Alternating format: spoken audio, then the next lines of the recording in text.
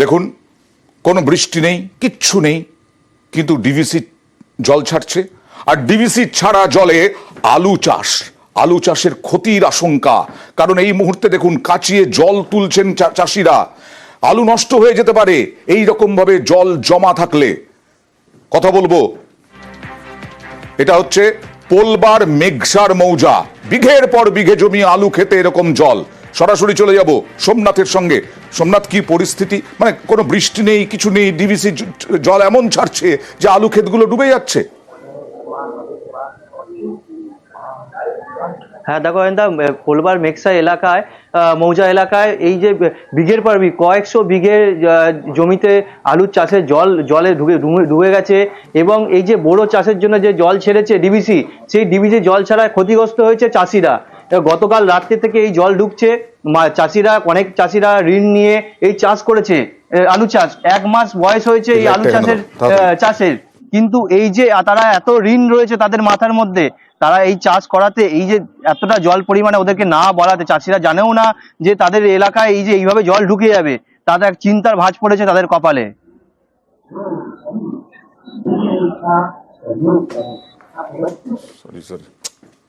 ধার দেনা করে জিনিস বন্ধক দিয়ে কোনো রকমে চাষ করেছি, এখন খুব হতাশায় ভুগছি। আমার 4 বিঘে চাষ, তার মধ্যে 3 বিঘে জলে ডুবে গেছে। আর সমবায় থেকে লোন নিয়ে চাষ করা, তা কী করি লোন শোধ করব? জলে সব ভেসে গেছে, মাথায় হাত। কী করি সংসার চলবে? সমবায় সমিতিতে লোন করেছি, সেই লোনের টাকাও শেষ হয়ে গেছে। ধান বিক্রি করে আলু চাষ করেছি, আর কোনো উপায় নেই। যা জলের চাপ, ফসল আর ঘরে ঢুকবে না। এখন আমরা কি করব কিছু ভেবে পাচ্ছি না। যদি সরকার কিছু সহযোগিতা করে তবেই আমাদের ভালো হবে। তো হায়ার অথরিটিকে জানানো উচিত যখন জল ছাড়া হবে।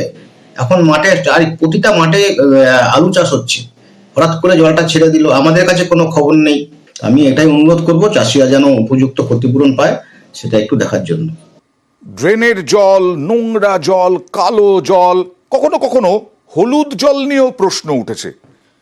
কিন্তু গোলাপি জল স্কুলের ট্যাঙ্কে আরামবাগে, অবাক কাণ্ড।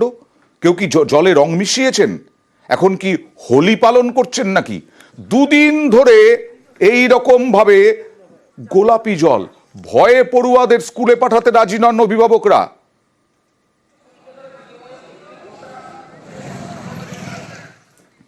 আমরা তো সবাই আতঙ্কিত হয়ে রয়েছি। মিড ডে মিল খাওয়াতে রীতিমতো ভীত হয়ে আজকে মিড ডে মিল তো কেউ খাওয়াচ্ছি না। ম্যাডামের রাস্তা বাণী শুনে আমরা দেখি, ট্যাঙ্ক দেখে সবকিছু ঠিকঠাক দেখে তার পরের দিন থেকে মিড ডে মিল খাওয়ানোর কথা ভাবি। জলের মধ্যে কিছু একটা পয়জন পাওয়া গেছে, ট্যাঙ্কের জলটা লাল হয়ে গেল। জলের মধ্যে কি কে পাইল করেছে সেটা তো আমরা জানিনি। সেই ভয়েতে আমরা ছাত্রছাত্রীদেরকে স্কুলে পাঠাচ্ছি। প্রতিশ্রুতির ওপরে আমাদের ব্যাপার, যতদিন না হচ্ছে ততদিন তো ভয় কাটবে না। সরাসরি চলে যাব আমাদের প্রতিনিধি শুভদীপের কাছে। শুভদীপ, জলের সোর্সটা কি? মানে এখানে কি মেশানো হয়েছে, না জল যেখান থেকে আসছে সেখানেই গোলাপি জল আসছে? দেখো অয়ন্ত, তোমাকে বলে রাখি, আরামবাগের যে ডিহিবাগনান প্রাথমিক বিদ্যালয়, সেই প্রাথমিক বিদ্যালয়ের যে ট্যাঙ্ক রয়েছে, সেই ট্যাঙ্ক কিন্তু পিএইচির সরবরাহকৃত জল। পিএইচির যে রিজার্ভার রয়েছে সেখান থেকে কিন্তু ওই ট্যাঙ্কে জল সরবরাহ হয়। কিন্তু যেটা অভিযোগ অভিভাবক এবং শিক্ষকদেরও যেটা আশঙ্কা, সেটা হচ্ছে যে ওই যে ট্যাঙ্ক রয়েছে সেখানে কেউ রাতের অন্ধকারে কেউ কিছু বিষাক্ত কোনো পদার্থ বা কোনো কিছু সেখানে মেশানো হয়েছে, সেই কারণে ওই গোলাপি জল আসছে। এবং সেই কারণেই কিন্তু আতঙ্ক ছড়িয়েছে ওই এলাকায়। অভিভাবকরা স্বাভাবিকভাবেই, যেহেতু শিশুদের স্বাস্থ্যের বিষয় এখানে জড়িয়ে আছে, সেই কারণে কিন্তু তাদের স্কুলে পাঠাতে চাইছেন না। এবং মিড ডে মিল ওই জলেই কিন্তু রান্না হয় স্কুলের, সেই কারণে 2 দিন ধরে মিড ডে মিলও তারা খাওয়াচ্ছেন না। যদিও প্রশাসনের তরফ থেকে আশ্বাস দেওয়া হয়েছে যে ওই ট্যাঙ্ক বদলে দেওয়া হবে এবং পরবর্তীকালে সাবমার্সিবল বসিয়েও সমস্যার সমাধান করা হবে। কিন্তু আমরা নিশ্চয়ই চাইবো দ্রুত এই ব্যবস্থাটা হোক, প্রধান এই ব্যবস্থাটা করে দিন, তাহলে পড়ুয়াদেরই খুব সুবিধা হবে। দেখুন প্রধান শিক্ষক আর পঞ্চায়েত প্রধান কি বলছেন। বিদ্যালয়ে এসে দেখছি যে আমাদের পানীয় জলের যে ট্যাঙ্কটা আছে, সেই ট্যাঙ্কে থেকে গোলাপি রঙের কালার বেরোচ্ছে।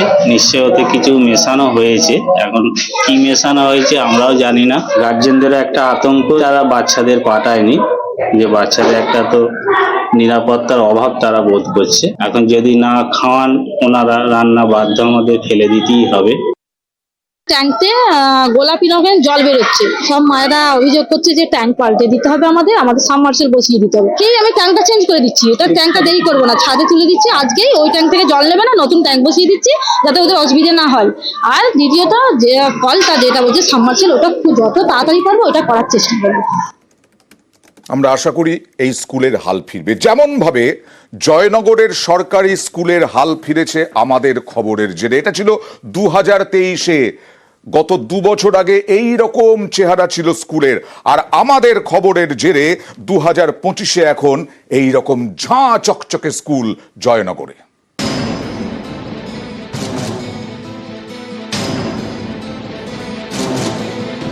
নিউজ 18 বাংলার খবরের জের। ধীরে ধীরে হাল ফিরল জয়নগরের ঝিকরা অবৈতনিক প্রাথমিক বিদ্যালয়ে। বেহাল দশা থেকে একেবারে ঝাঁ চকচকে। এখানেই শেষ নয়, নতুন করে নিয়োগ হয়েছে শিক্ষক, আগের চেয়ে বেড়েছে পড়ুয়াদের সংখ্যাও।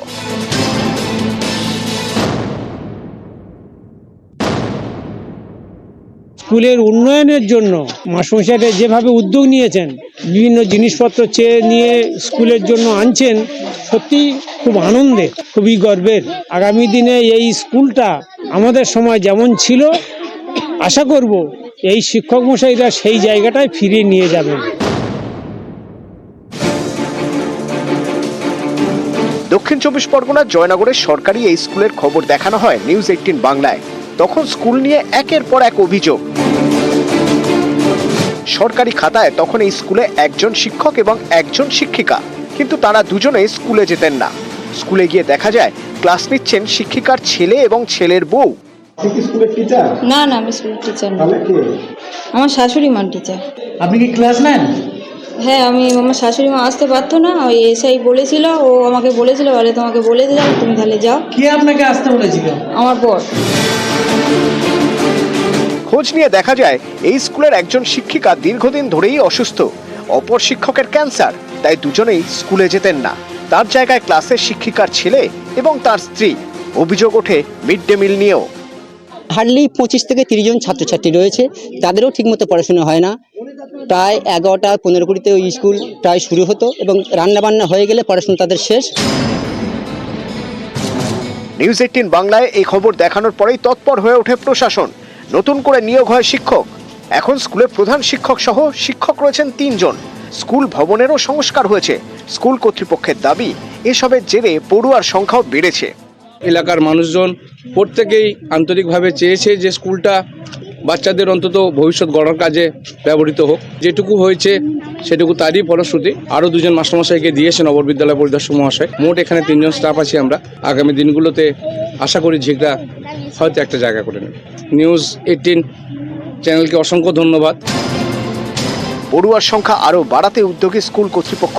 স্কুলের দেওয়ালে সাঁটানো হয়েছে পোস্টার। সরকারি স্কুলে পড়ালে কি কি সুবিধা মিলবে তার উল্লেখ রয়েছে সেই পোস্টারে। সব মিলিয়ে হাল ফিরছে জয়নগরের ঝিকরা অবৈতনিক প্রাথমিক বিদ্যালয়ের। অর্পণ মণ্ডল, নিউজ 18 বাংলা।